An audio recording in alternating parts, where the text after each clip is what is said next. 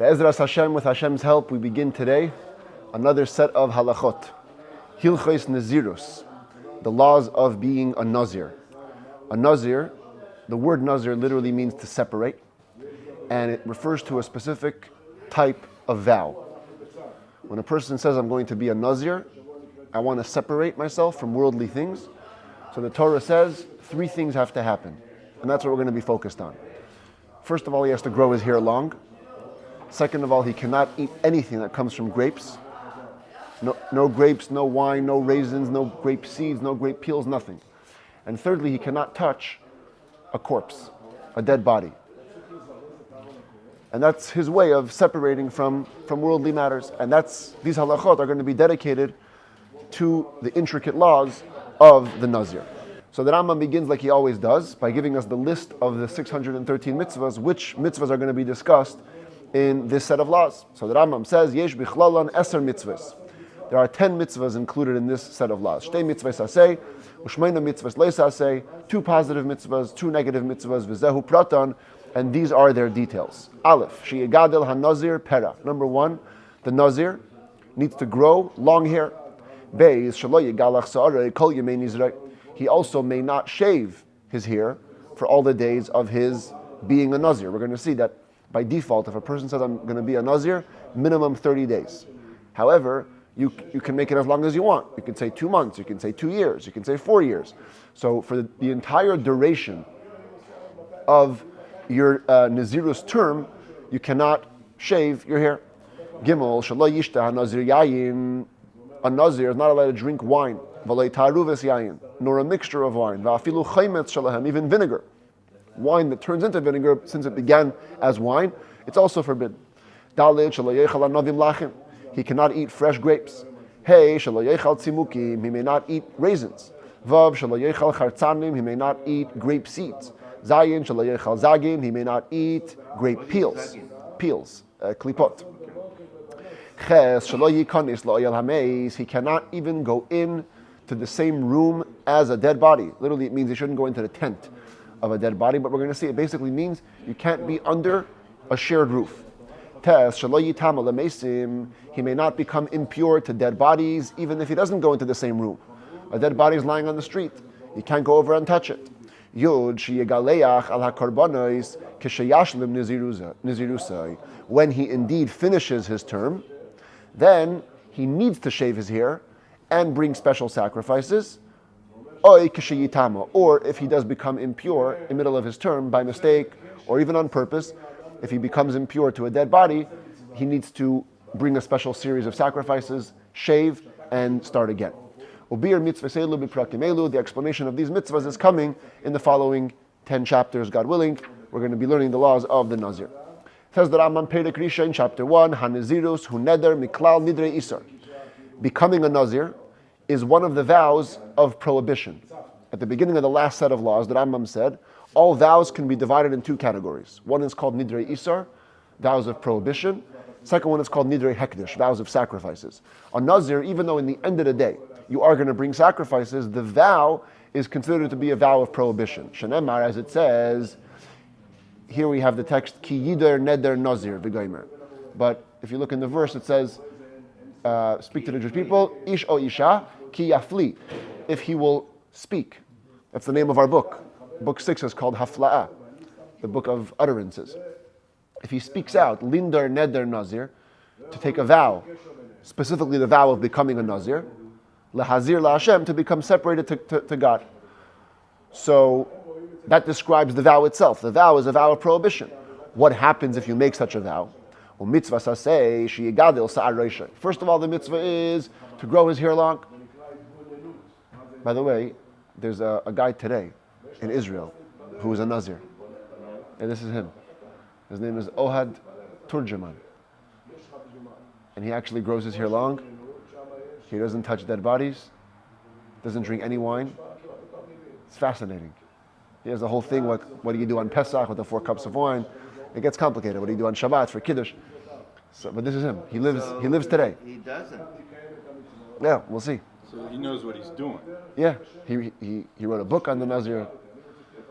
I mean, not all rabbis are fond of him, because they say it's much, much harder today to be a Nazir, but he does his thing.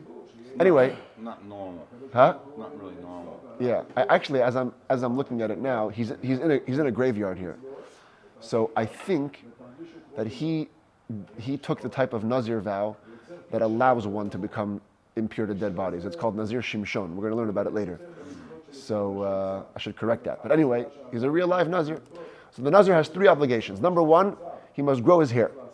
Shanamar Gadil Pera Sa'aroisha, because it says here at the end of the verse, he should grow the locks of the hair of his head. If he shaves during the days of his Nazir term, he transgresses a negative commandment. In the beginning of that verse, what does it say? A razor shall not pass over his head. So the Torah expresses it both in positive sense and in a negative sense. So you get both positive and negative commandment. It's also forbidden for a Nazir to become impure to dead bodies. And it's also forbidden to eat anything which the Torah forbids as part of the general umbrella of things that come from the vine, all the days of his Nazir term. If the Nazir transgressed the vow, he either shaved his hair, became impure to dead bodies, or ate a derivative of the grape vine, he will actually end up getting lashes twice. First of all, because it's a general vow. And it says, Lo yachil dvarei, by all vows, you shall not desecrate your word. And he did. Shekoilel kol hanadarim, which includes all vows. And the second set of lashes, because he transgressed that specific matter, which is forbidden especially to a Nazir. Halacha Gimel, Nadar ben Nazir, v'kiyem nidrei k'mitzvasai. If he makes a vow to be a Nazir, and he fulfills his vow the way it's supposed to be, he has fulfilled 3 positive commandments. First of all, by every vow it says, you should do whatever comes out of your mouth, and he did. In this case, he kept his Nazir vow. Secondly, he fulfilled the mitzvah to grow the locks of his hair long, and he grew it. And thirdly, the shaving that he must undergo, together with bringing sacrifices. Shenemar, as it says, V'gilach hanazir, Pesach oyel moyed v'goymer. The Nazir needs to shave himself at the entrance to the Beis HaMikdash. This is a visualization of what's called in the temple the Lishkas HaNazirim. In the temple structure, on the outer half, there was what's called the Ezras Noshin, the women's courtyard. It had 4 chambers. One of the chambers was this one here, called Lishkas HaNazirim. It was a special chamber for Nazirites. When they were done, they would get a haircut. Here's the hair. And we're going to see that he would bring a sacrifice, which they would cook in a massive pot, and the hair was meant to be thrown under the pot as fuel for the fire. So this way, the hair which he grew long for Hashem's sake becomes part of the sacrifice, which he also brings for Hashem's sake as he finished his Nazir term. So the point is, if he keeps the Nazir properly all the way, he ends up getting 3 positive mitzvahs. Halacha Dalet. Ha'omer, if a person says, Loi ipater min ha'olam ad she'eya Nazir. I will not leave the world before I become a Nazir. Harei a Nazir miyad. He becomes a Nazir right away. Shema yamus ata, because you don't know when you're going to die. A person might die right now. And he's saying, I'm not going to leave the world till I become a Nazir. That's right now, starting. V'im eichar Nezirus, any second that he delays starting his Nezirus term, harei za'ever beval ta'achir l'shalmai. He actually transgresses a negative commandment which says you shall not delay in fulfilling it. This is what we're going to see in the Rambam's 8th book. A special mitzvah for sacrifices, that if you take a vow to bring a sacrifice, you should not delay the bringing of the sacrifice. But it also extends to a more general concept. You make a vow, no delaying. But we're not going to get lashes for this violation because there's no action. Halacha hey. Ein oimrin bin Nezirus. When it comes to the Nazir vow, we don't say ad sheyotzi bisfasav davar shemashmoi eitzel kol ha'am ki inyan shebaliba. We don't require that the verbal expression that you make should be obvious to everybody that it means what you have in mind in your heart. When it comes to regular vows, you have to express vows more clearly. When it comes to Nazir, you don't have to say it so obviously in a way that everybody understands. Elakevan shegamar belibai. The moment you decide in your heart to be a Nazir. V'hoitzi bisvasav dvarim she'inyanam she'iyeh Nazir. And you express with your lips things that, contextually speaking, it sounds like you're going to be a Nazir. Afal pi she'hein inyanos rechoikos. Even if they have a distant connection. In other words, it requires some mental gymnastics to interpret it as being a Nazir, but it could resemble being a Nazir. Even if you look at the actual words do not connote a vow of becoming a Nazir.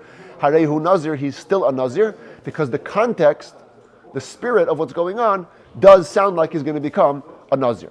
Keitzad, what would that look like? Rambam gives us an example. So picture this scenario. A person's on the street, and there's a Nazir passing by. The Amar, and the person says, Eye, I will be. I will be what? I will be. Since he said that word, I will be, while the Nazir was passing by, Hareza Nazir. He becomes a Nazir. Since in his mind he wanted to become like that person. Even if he didn't explicitly say, I'm going to be like that guy, since in his heart he was thinking, I want to be a Nazir. And he said, I will be, that's already enough. Another scenario. A person grabs onto his hair and he says, I want to be attractive. I want to cultivate my hair. I want to make curls in my hair.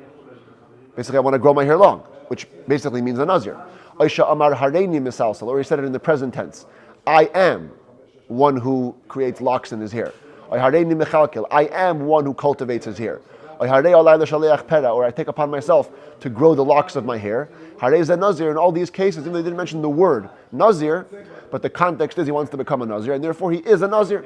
But again, he must make the mental decision to become a Nazir. It isn't the words which make him a Nazir, it's the words with the intent together that makes him into a Nazir. If he says, I take upon myself to bring a set of birds, because part of the Nazir sacrifice was to bring birds. But since birds could also not mean a Nazir, a person could bring birds any day as a sacrifice. So then, even if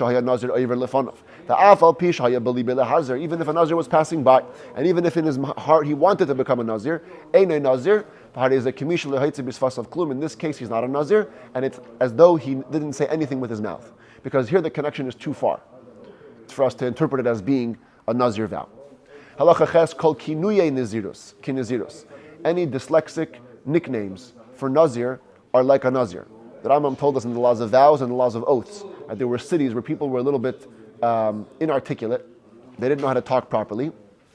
And they would say words that sounded like vows or oaths.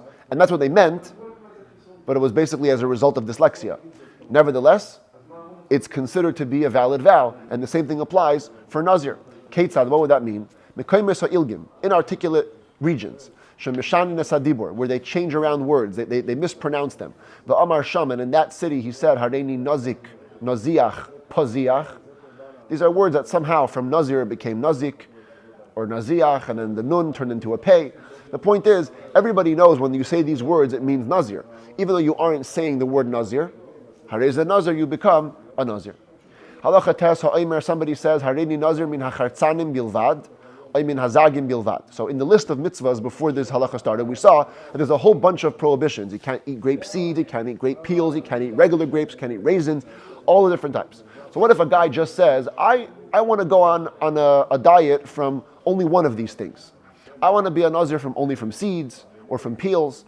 Or I want to separate from shaving. Or I want to be separate only from becoming impure to dead bodies. Nazir Gamur. Even though you only take upon yourself one element, you become a complete Nazir in the full sense of the word, and you must keep all the mitzvahs related to Nazir. All the exactitudes, all the precise details of the Nazir laws apply to you. Even though in truth, in your own mind, all you wanted to do was get away from this one specific thing.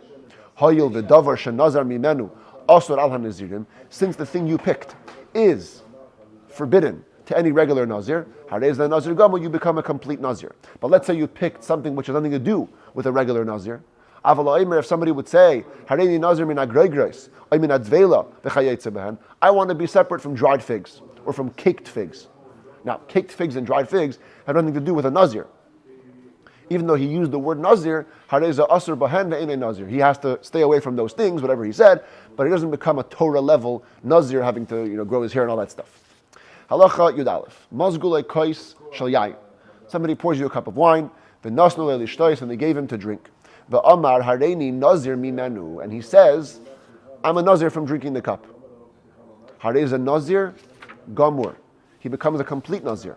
Why? Because he picked something which is indeed forbidden to Nazirs. Wine is forbidden to a Nazir. And so by saying I'm Nazir from the wine, you actually become a complete Nazir. So if I would say to somebody, I need Nazir miyain, Yeah. and I become Nazir, As long as in your mind you want to become a Nazir. Yeah. but who will read my mind? No, you have to tell us. Okay. Yeah. Now, the context could matter here. The Rambam says, "V'im haya mar nefesh," if a person was in a depressed state, like koyes, or he was in an angry state, or misabel, or he was mourning,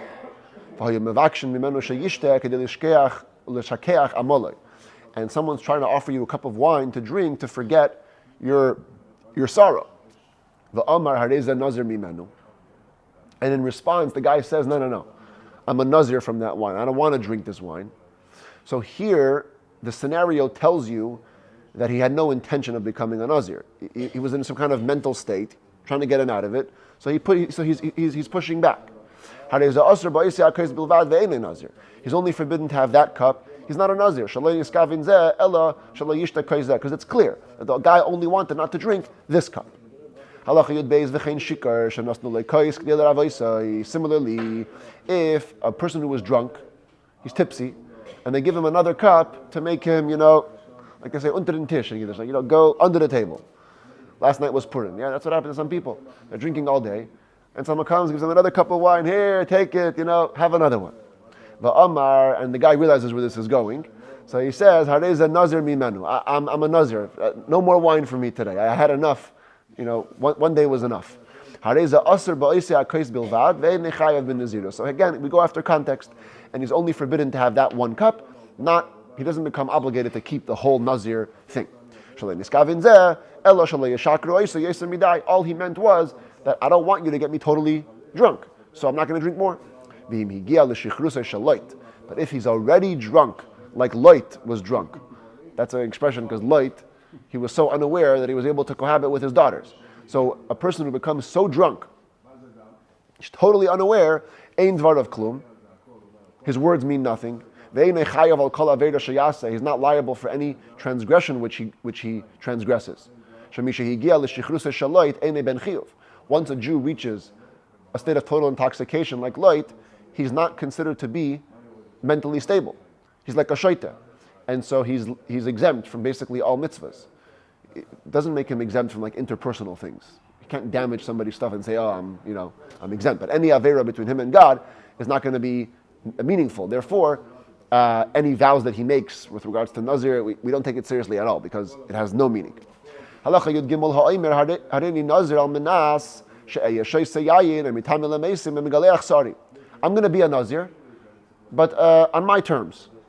Okay, on condition that I'm going to be able to drink wine or to become impure to dead bodies or to shave my hair. Harei is a Nazir v'asr b'kulam.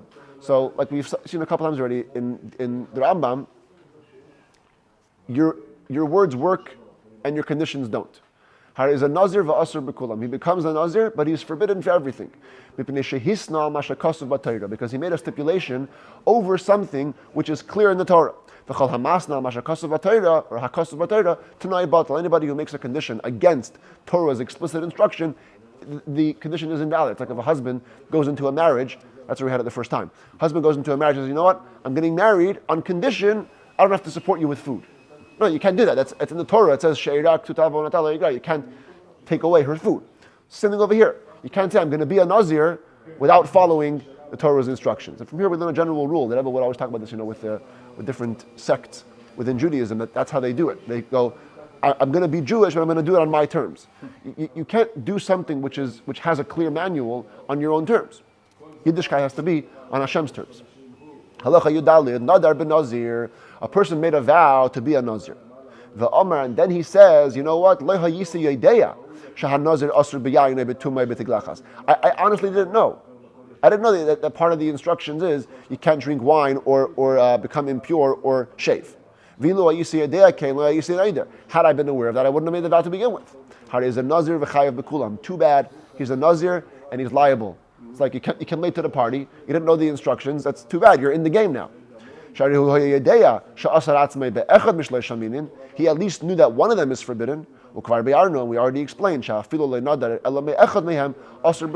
if you only vowed from one of them, you'll be forbidden for all of them. There's a debate in the commentaries here if you can go to a chacham and get it released through this. One commentator says absolutely yes. He's trying to get rid of the vow without going to a sage. But if you would go to a sage and say this would be a valid opening to nullify the vow. Because if Mishnah says no, this is not a valid excuse at all. Nullify the vow anytime he wants. According to the Kesef Mishnah, yeah. But the other commentaries, yes, he could. Halacha Tezvav, Amar, a person says, people's minds can go places, it's amazing. It's like, I knew that a Nazir is forbidden, I knew it all. I knew the wine is prohibited, I knew shaving, I knew dead bodies, but I thought the rabbis are going to make an exception for me. In my mind, I was thinking that I'll be an exception. I'll be able to drink wine. Everybody knows I'm the city drunk. I can't live without wine. I'm an undertaker. That's my job. I bury people for a living. So I figured in my head that the rabbis weren't so serious. And if I take a Nazir vow, I'm going to get a little dispensation. Then, interestingly, what happens is the whole vow is nullified. He's not a Nazir. Because that puts him into the category of an inadvertent vow. No need to even ask a sage to permit it, as we explained, because the whole premise was mistaken. A person says, my hand is a Nazir, or my foot is a Nazir. That's a meaningless statement. Kvedi Nazira, if he says my head is a Nazir or my liver is going to be a Nazir, Harez a Nazir, then he becomes a Nazir. Why? Zehaklal. This is the guiding rule. Kol Ever Sheminatal Minachai Yamus. Any limb which, if it's removed from a live person, he'll die. Im Amar Harehu Nazir, Harez a Nazir. If he says about that limb that it's going to become a Nazir, that's basically saying my whole being is going to become a Nazir because I can't live without that limb. So it's a form of expression that basically says, I want to become a Nazir. Halacha Yud Zayin ha'omer hareini Nazir k'sheyili ben. A person says, I'm going to be a Nazir when I have a ben. Now, ben in Hebrew specifically means a son, but it could also mean offspring. Right? Banim, you say, or banim levanecha, it's children, not just a son. So the Rambam says the context over here would be a male child. If he has a baby boy, then he's bound by his vow, he's a Nazir. But if he has a child who's female, a girl, or a tumtum, the genital area is blocked, you can't see what it is, or androgynous or hermaphrodite, she has both reproductive organs, Ein Zen Nazir. He's not a Nazir because he said, I'm only going to be a Nazir if I have a ben. Ben means male child. Omar, but if he says, Hareini Nazir kishayili vlad, I'm going to be a Nazir when I have a baby means any baby. Afilu nelad lebas a tumtum vandregenes, Harez a Nazir, even if he has a girl or a tumtum who's blocked or a hermaphrodite, it's all makes him into a Nazir because these are all babies. They're not a specific gender. Doesn't matter. It fulfills his vow. He pila ishta, if his wife miscarries, ein a Nazir. He's not a Nazir because the word vlad means viable child. It's not viable. However, that miscarriage doesn't disrupt the vow. Chazra v'nisabra v'yolda, if later his wife became pregnant again and she gave birth, this time to a healthy baby, Harez a Nazir, he has to keep his vow, and he is a Nazir.